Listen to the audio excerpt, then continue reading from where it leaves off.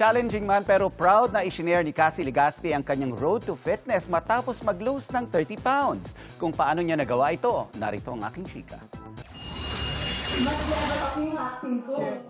Big win para kay Cassie Legaspi ang kanyang weight loss journey matapos ma-diagnose ng hypothyroidism o underactive thyroid at the age of 15. Cassie stepped up and took the challenge to be physically fit. I lost 30 pounds. Whoo! Grabe yung 30 pounds na yan. Talagang challenge daw ang mag-lose ng unwanted pounds. Disiplina ang kanyang puhunan. Finally, nagpa-check up na ako and then talagang change lifestyle. Thankful si Cassie dahil full support ang buo niyang pamilya.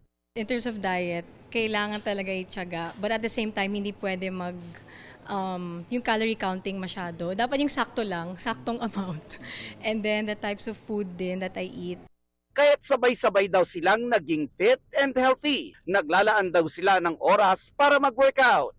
That's our bonding. Actually, it does. Parang 2-in-1 na siya na since I don't get to see my family as much since we all have work and all of that, parang yan na yung bonding namin. Nag-gym kami. Mapapanood si Cassie sa Squad Games ng top-rating fantasy series na Daig Kayo ng Lola Ko. Makakasama niya dito si Kate Valdez at iba pang kapuso celebrities. Actually nga, ang fun. Naalala ko nung bata talaga ako, yung amoy araw na ako talaga. Kasi ngayon marami ng gadgets. Nakikita ko ngayon mga little kids sa gadgets. Pero kung ako, in my opinion, sana mas, hayaan natin yung mga batang maglaro sa labas, makisocialize. Then, binibigyan nila ng time yung gadgets, di ba?